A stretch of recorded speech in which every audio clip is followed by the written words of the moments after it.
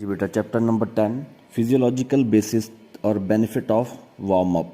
Warm up ਦੇ ਕੀ benefits ਹੋ ਸਕਦੇ ਨੇ। ਵਾਰਮ ਅਪ ਮਸਲ ਦੇ ਫਿਜ਼ੀਓਲੋਜੀਕਲ ਚੇਂਜਸ ਲਿਆਉਂਦਾ ਹੈ ਮਸਲ ਦੇ ਵਿੱਚ। ਵਾਰਮ ਅਪ ਕਰਨ ਨਾਲ ਮਸਲ ਦੇ ਕੰਮ ਕਰਨ ਲਈ ਇੱਕ ਸਟਰੋਂਗ ਐਂਡ ਐਫੀਸ਼ੀਐਂਸ ਫਾਰਮੇਸ਼ਨ ਬਣਾਉਣ ਵਿੱਚ ਹੈਲਪ ਮਿਲਦੀ ਹੈ। ਇਹਦੇ ਅੱਗੇ ਬੇਟਾ ਪੁਆਇੰਟ ਹੈਗੇ ਆ। ਪਹਿਲਾ, ਇਨਕਰੀਜ਼ਿਜ਼ ਦਾ ਬੋਡੀ ਟੈਂਪਰੇਚਰ। ਇਹ ਬੋਡੀ ਟੈਂਪਰੇਚਰ ਨੂੰ ਇਨਕਰੀਜ਼ ਕਰਦਾ ਵਾ। ਇੱਕ proper warm up body and muscles ਦੇ ਟੈਂਪਰੇਚਰ ਨੂੰ ਵਧਾਉਂਦੀ ਹੈ, ਜੋ ਕੰਟਰੈਕਸ਼ਨ ਐਂਡ ਮਸਲ ਦੇ ਰਿਲੈਕਸੇਸ਼ਨ ਵਿੱਚ ਐਫੀਸ਼ੀਐਂਸੀ ਵਿੱਚ ਹੈਲਪ ਕਰਦਾ ਹੈ। ਇਸ ਲਈ ਪਲੇਅਰ ਇਸ ਦੇ ਬਹੁਤ ਸਾਰੇ ਬੈਨੀਫਿਟ ਹਨ। ਰਿਸਰਚ ਨੇ ਪੁਆਇੰਟ ਕੀਤਾ ਹੈ, ਰਿਸਰਚ ਤੋਂ ਪਤਾ ਲੱਗਦਾ ਹੈ ਕਿ ਐਕਟੀਵਿਟੀ ਦੀ ਸ਼ੁਰੂਆਤ ਤੋਂ ਪਹਿਲਾਂ ਮਸਲ ਨੂੰ ਥੋੜ੍ਹਾ ਜਿਹਾ ਵਾਰਮ ਅਪ ਕਰ ਦਿੱਤਾ ਜਾਣਾ ਚਾਹੀਦਾ ਹੈ। ਪਰਫੋਰਮੈਂਸ ਇੰਪਰੂਵ ਹੁੰਦੀ ਹੈ ਇਹਦੇ ਨਾਲ।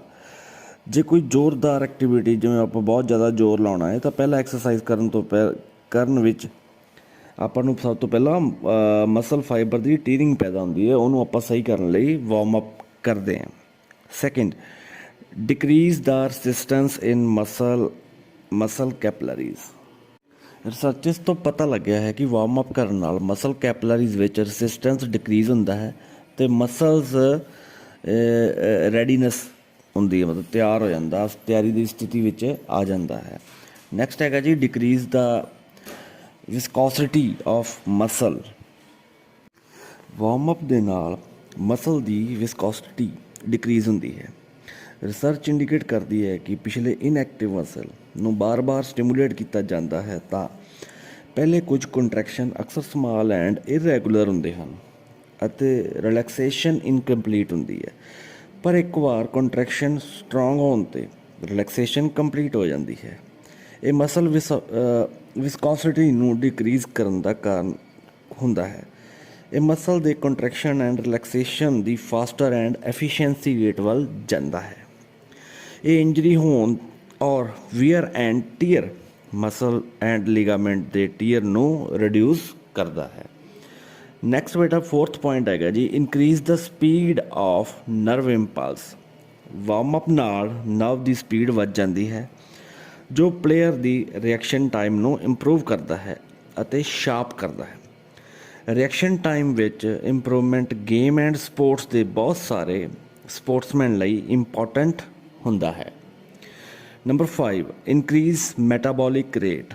ਵਾਰਮ ਅਪ ਨਾਲ ਮੈਟਾਬੋਲਿਕ ਰੇਟ ਇਨਕਰੀਜ਼ ਹੁੰਦਾ ਹੈ, ਜੋ ਆਖਰਕਾਰ ਐਨਰਜੀ ਦੇ ਲੈਵਲ ਨੂੰ ਇੰਪਰੂਵ ਕਰਦਾ ਹੈ। ਇਨਫੈਕਟ ਕੋਰ ਟੈਂਪਰੇਚਰ ਇਨਕਰੀਜ਼ ਹੋਣ ਕਾਰਨ ਮੈਟਾਬੋਲਿਕ ਰੇਟ ਵੱਧਦਾ ਹੈ। ਟੈਂਪਰੇਚਰ ਵਿੱਚ 0.5 ਸੈਂਟੀਗ੍ਰੇਡ ਇਨਕਰੀਜ਼ ਹੁੰਦਾ ਹੈ ਤਾਂ ਮੈਟਾਬੋਲਿਕ ਰੇਟ 7% ਇਨਕਰੀਜ਼ ਹੁੰਦਾ ਹੈ। ਇੱਕ ਹਾਈ ਮੈਟਾਬੋਲਿਕ ਰੇਟ ਐਨਰਜੀ ਦੇ ਹਾਈ ਪ੍ਰੋਡਕਸ਼ਨ ਨੂੰ ਲੀਡ ਕਰਦਾ ਹੈ। ਨੰਬਰ 6 ਹੈਗਾ ਜੀ, increase the speed of oxygen and fuel transportation of tissue. ਇੱਕ ਪ੍ਰੋਪਰ ਵਾਰਮ ਅਪ ਆਕਸੀਜਨ ਦੀ ਸਪੀਡ ਨੂੰ ਇਨਕਰੀਜ਼ ਕਰਦਾ ਹੈ। ਇਸ ਦੀ ਮੌਜੂਦਗੀ ਵਿੱਚ ਸਮਾਲ ਬਲੱਡ ਵੈਸਲਸ ਨੂੰ ਵਿਗਾੜ ਦੇ ਮਸਲ ਦੁਆਰਾ ਬਲੱਡ ਫਲੋ ਨੂੰ ਵਧਾਉਣ ਦੇ ਕਾਰਨ ਵਾਪਰਦੀ ਹੈ। ਆਕਸੀਜਨ ਸਪਲਾਈ ਵਿੱਚ ਵਾਧਾ ਮਸਲ ਦੀ ਫੰਕਸ਼ਨਿੰਗ ਵਿੱਚ ਨੂੰ ਇੰਪਰੂਵ ਕਰਦਾ ਹੈ। ਨੰਬਰ 7, ਰਿਡਿਊਸ ਦਾ ਬਲੱਡ ਲੈਕਟਿਕ ਐਸਿਡ। ਰਿਸਰਚਰਸ ਦੱਸਦੀਆਂ ਹਨ ਕਿ heart rate and oxygen consumption ਸਿੱਧੇ ਮਸਲ ਦੇ ਟੈਂਪਰੇਚਰ ਨਾਲ ਸੰਬੰਧਿਤ ਹੈ। ਜੇ ਟੈਂਪਰੇਚਰ ਵੱਧਦਾ ਹੈ ਤਾਂ ਹਾਰਟ ਰੇਟ ਵੀ ਇਨਕਰੀਜ਼ ਹੁੰਦਾ ਹੈ ਅਤੇ ਆਕਸੀਜਨ ਕੰਜ਼ੰਪਸ਼ਨ ਵੀ ਵਧੇਰੇ ਹੁੰਦੀ ਹੈ। ਬਲੱਡ ਦੇ ਲੈਕਟਿਕ ਐਸਿਡ ਨੂੰ ਘਟਾਉਂਦੀ ਹੈ। ਹਾਂਜੀ, ਨੈਕਸਟ ਪੁਆਇੰਟ ਹੈਗਾ ਜੀ, ਇਨਕਰੀਜ਼ ਇਨ ਵਰਕਿੰਗ ਕਪੈਸਿਟੀ। ਉੱਪਰ ਜਿਹੜੇ ਦੱਸੇ ਗਏ ਫਿਜ਼ੀਓਲੋਜੀਕਲ ਅਡੈਪਸ਼ਨ ਇੱਕ ਵਿਅਕਤੀ ਦੀ ਫਿਜ਼ੀਕਲ ਵਰਕ ਕਰਨ ਦੀ ਕਪੈਸਿਟੀ ਨੂੰ ਇਨਕਰੀਜ਼ ਕਰਦੀ ਹੈ। ਬਾਡੀ ਦੇ ਸਾਰੇ ਸਿਸਟਮ ਆਪਣੇ ਨਾਲ ਰਿਲੇਟਡ ਵਰਕ ਕਰਨ ਦੀ ਐਫੀਸ਼ੀਐਂਸੀ ਵੀ ਵੱਧ ਜਾਂਦੀ ਹੈ।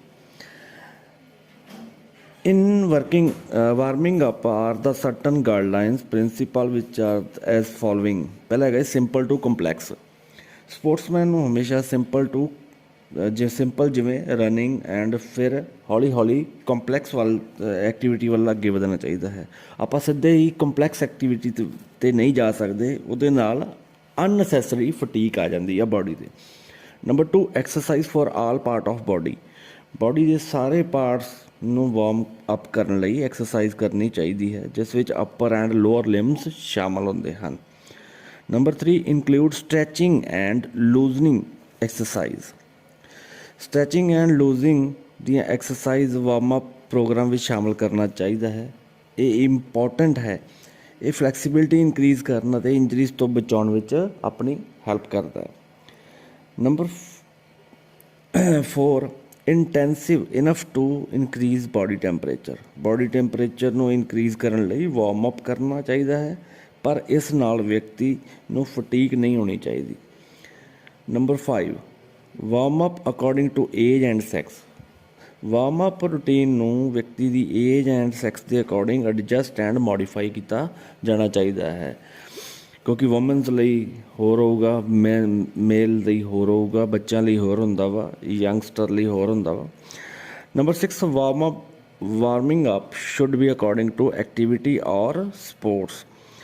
ਇਹ ਯਾਦ ਰੱਖਣਾ ਚਾਹੀਦਾ ਹੈ ਕਿ ਵਾਰਮ ਅਪ ਰੂਟੀਨ ਐਕਟੀਵਿਟੀ ਔਰ ਸਪੋਰਟਸ ਦੀ ਟਾਈਪ ਦੇ ਅਕੋਰਡਿੰਗ ਹੁੰਦਾ ਹੈ। ਫੋਰ ਐਗਜ਼ਾਮਪਲ ਚੈਸ ਵਰਗੀਆਂ ਸਪੋਰਟਸ ਲਈ ਕੌਨਸਨਟ੍ਰੇਸ਼ਨ ਐਕਸਰਸਾਈਜ਼ ਦੀ ਜ਼ਰੂਰਤ ਹੁੰਦੀ ਹੈ, ਜਦਕਿ jogging useful sprinters and marathon runners ਲਈ ਹੁੰਦੀ ਹੈ। Number 7 concerned movement of game should be included. Warm up ਨੂੰ ਸ਼ਾਮਲ ਕਰਨਾ ਚਾਹੀਦਾ ਹੈ ਮੂਵਮੈਂਟਸ ਜੋ ਸਪੋਰਟਸ ਐਕਟੀਵਿਟੀ ਵਿੱਚ ਇਨਕਲੂਡ ਹੁੰਦੀਆਂ ਹਨ। ਫੋਰ ਐਗਜ਼ਾਮਪਲ ਰਨਰਸ ਨੂੰ ਰਨਿੰਗ ਇਨਕਲੂਡ ਕਰਨੀ ਚਾਹੀਦੀ ਹੈ ਅਤੇ ਹਡਲਸ ਨੂੰ ਵਾਰਮ ਅਪ ਹਡਲਿੰਗ ਇਨਕਲੂਡ ਕਰਨੀ ਚਾਹੀਦੀ ਹੈ। ਜਿਹੜੀ ਰਨਿੰਗ ਦੇ ਵਿੱਚ ਆਪਣੀਆਂ ਹਡਲਸ ਹੁੰਦੀਆਂ ਨੇ ਉਹਨਾਂ ਨੂੰ ਇਨਕਲੂਡ ਕਰਨਾ ਚਾਹੀਦਾ। Number 8 warm up should be done at exact time. Accurate time and warm up ਕਰਨਾ ਇੰਪੋਰਟੈਂਟ ਹੈ ਤਾਂ ਜੋ ਐਥਲੀਟ ਪਰਫਾਰਮੈਂਸ ਤੋਂ ਪਹਿਲਾਂ ਵਾਰਮ ਅਪ ਹੋਣ ਕਾਰਨ ਟੈਂਪਰੇਰੀ ਫਟੀਕ ਤੋਂ ਰਿਕਵਰੀ ਕਰ ਸਕੇ। ਫੋਰ ਐਗਜ਼ਾਮਪਲ ਕੰਪੀਟੀਸ਼ਨ ਤੋਂ 15-20 ਮਿੰਟ ਪਹਿਲਾਂ ਵਾਰਮ ਅਪ ਸਟਾਰਟ ਕਰਨਾ ਬੈਟਰ ਹੁੰਦਾ ਹੈ ਅਤੇ ਪਰਫਾਰਮ ਕਰਨ ਤੋਂ 5 ਮਿੰਟ ਪਹਿਲਾਂ ਹੀ ਫਿਨਿਸ਼ ਹੋ ਜਾਣਾ ਚਾਹੀਦਾ ਹੈ। ਬੈਨੀਫਿਟ ਅੱਛਾ ਨੈਕਸਟ ਆ ਗਿਆ ਜੀ ਲਿੰਬਰਿੰਗ ਡਾਊਨ ਔਰ ਕੂਲ ਡਾਊਨ, ਜਿਹਨੂੰ ਆਪਾਂ ਕਹਿ ਦਿੰਦੇ ਹਾਂ। ਵਾਰਮ ਅਪ ਦੇ ਤਰ੍ਹਾਂ ਲਿੰਬਰਿੰਗ ਡਾਊਨ ਕਰਨਾ ਵੀ ਜ਼ਰੂਰੀ ਹੈ। ਜਦੋਂ ਅਸੀਂ ਐਕਟੀਵਿਟੀ ਕਰਦੇ ਹਾਂ ਤਾਂ ਸਾਡੀ ਬਾਡੀ ਦਾ ਟੈਂਪਰੇਚਰ ਹਾਈ ਲੈਵਲ ਤੱਕ ਪਹੁੰਚ ਜਾਂਦਾ ਹੈ। ਕੋਈ ਵੀ ਐਕਟੀਵਿਟੀ ਕਰਨ ਤੋਂ ਬਾਅਦ ਬਾਡੀ ਟੈਂਪਰੇਚਰ ਨਾਰਮਲ ਲੈਵਲ 'ਤੇ ਲਿਆਉਣਾ ਜ਼ਰੂਰੀ ਹੁੰਦਾ ਹੈ। ਇਸ ਲਈ ਬਾਡੀ ਨੂੰ ਨਾਰਮਲ ਕੰਡੀਸ਼ਨ ਵਿੱਚ ਲਿਆਉਣ ਦੇ ਪ੍ਰੋਸੈਸ ਦੇ ਬਾਅਦ ਲਿੰਬਰਿੰਗ ਡਾਊਨ ਕਰ ਦੇਣੀ ਚਾਹੀਦੀ ਹੈ। ਜਿਵੇਂ ਆਪਾਂ ਵਾਰਮ ਅਪ ਕਰਦੇ ਹਾਂ, ਕੋਈ ਐਕਟੀਵਿਟੀ ਕਰ ਲਈ, ਉਸ ਤੋਂ ਬਾਅਦ ਆਪਾਂ ਨੂੰ ਲਿੰਬਰਿੰਗ ਡਾਊਨ ਕਰਨਾ ਪੈਂਦਾ, ਮਤਲਬ ਕਿ ਕੂਲ ਡਾਊਨ ਕਰਨਾ ਪੈਂਦਾ ਵਾ। ਇਸ ਲਈ ਅਸੀਂ ਕਹਿ ਸਕਦੇ ਹਾਂ ਕਿ ਕਿਸੇ ਕੰਪੀਟੀਸ਼ਨ ਔਰ ਟ੍ਰੇਨਿੰਗ ਤੋਂ ਬਾਅਦ ਬਾਡੀ ਨੂੰ ਨਾਰਮਲ ਕੰਡੀਸ਼ਨ ਵਿੱਚ ਲਿਆਉਣ ਲਈ ਕੂਲ ਡਾਊਨ ਕਿਹਾ ਜਾਂਦਾ ਹੈ। ਮਤਲਬ ਕਿ ਜਦੋਂ ਆਪਾਂ ਬਾਡੀ ਨੂੰ ਆਪਾਂ ਨਾਰਮਲ ਪੋਜੀਸ਼ਨ 'ਚ ਲਿਆਉਣਾ ਅਤੇ ਉਹਨੂੰ ਆਪਾਂ ਕੂਲ ਡਾਊਨ ਕਹਿੰਦੇ ਹਾਂ।